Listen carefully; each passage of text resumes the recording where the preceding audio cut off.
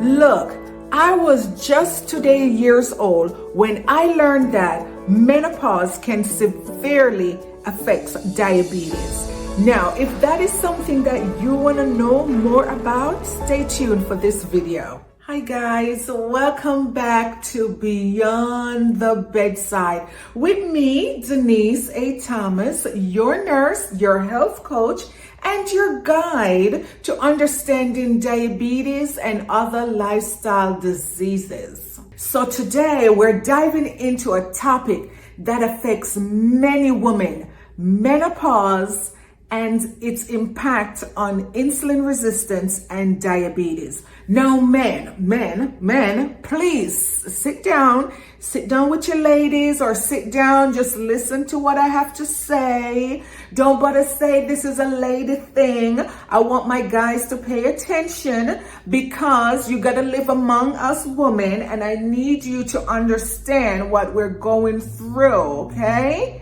So please just listen. And ladies, if your man is not on this video, on this their YouTube, on this their channel, please invite him to subscribe so that he can learn about some of the things that we are going through as women. So come close, get ready, let's dive in. So menopause is a natural phase in a woman's life, right? So this typically happens in our 40s or in our 50s. So we might go through, we go through premenopause, and the hormones start to shift. And once we have passed 12 months of not having a menstrual cycle, that's when you're officially deemed to be in menopause, right?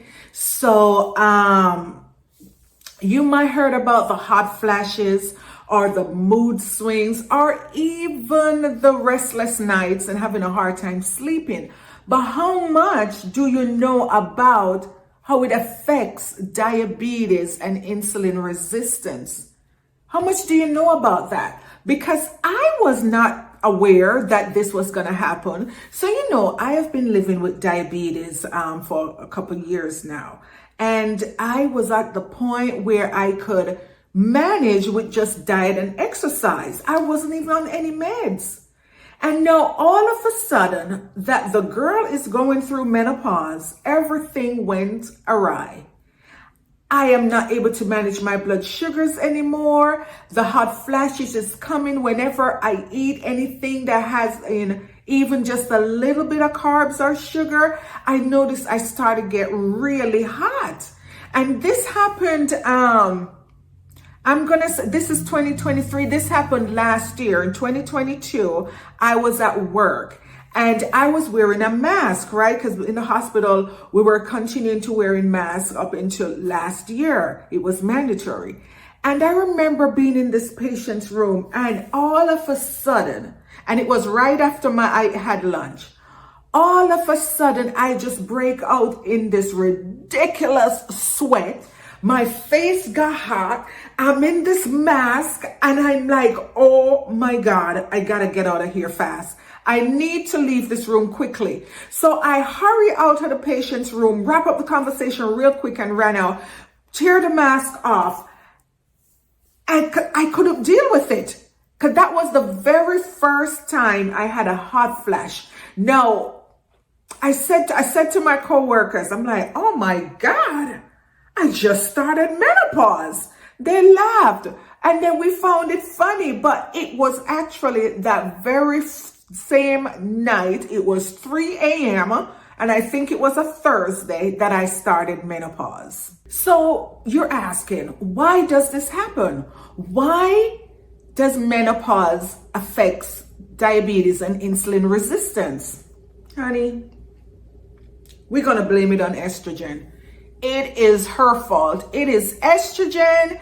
Estrogen is the problem. So as we enter menopause, our estrogen levels start to decline. Because you remember back in puberty when we're in our teens and we start our growth spurt and all of these things start to happen to us.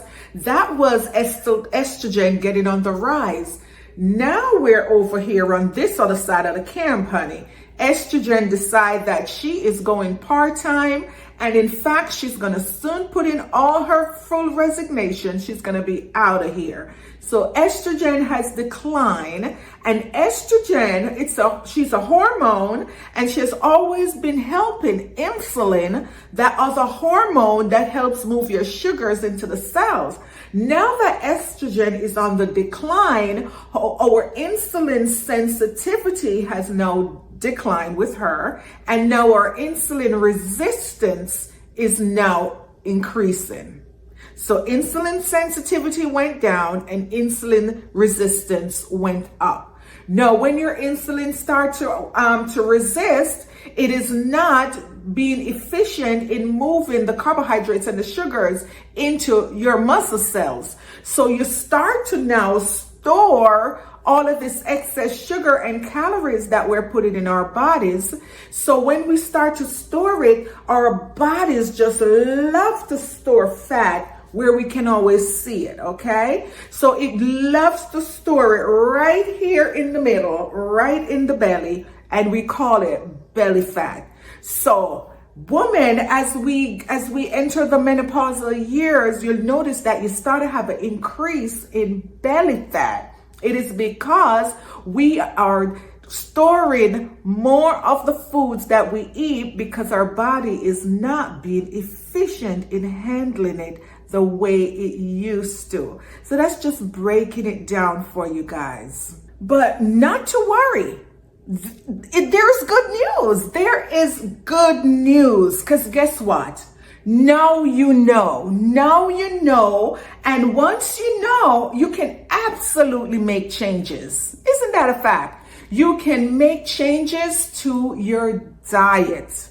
And here we go again with the diet talk. But yes, guys, knowing that the food you eat will impact everything else that is going on inside your body, it only stands to reason that we have to change how we're eating. How we used to eat as a teenager or even in our 20s, it's just not gonna work when we're over here in the 40s and the 50s, right?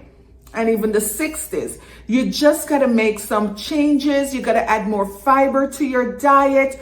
You gotta make sure that you're doing your strength training exercises to help move that excess sugar and those carbs into muscle cells. You gotta build more muscle. So you gotta do muscle training. You gotta eat more fiber, and that would be your vegetables and things of that nature, right? And you got to make sure that you are getting adequate rest. You're not putting excess stress in your life. When your children call you, when you're in your 40s and your 50s and you have grown kids and they're calling you with their problems, just tell them that, look here now, my blood vessels cannot handle all that problems. I am too old. You're going to have to sort out your problems by yourself. Tell me about it when you figure out the solution. Because right now over here, I'm just trying to preserve them blood vessels, honey. And I'm just trying to preserve, and I'm trying to keep my cortisol levels down. And I'm just trying to work with what I have and trying to make my health right? So yes, guys, but yeah, I hope you learned something today. And if you know of someone else who could benefit from listening to these videos or watching me, please share my video with them. And if you have not yet subscribed, please go ahead and subscribe so you can always see when I bring new videos, and like and comment if you wish, okay? But I would appreciate it. So thank you once again for tuning in for another episode of Beyond the Bedside. Alrighty, so I encourage you guys to live your best life and live it to the fullest. And I'll talk to you soon. Ta-ta.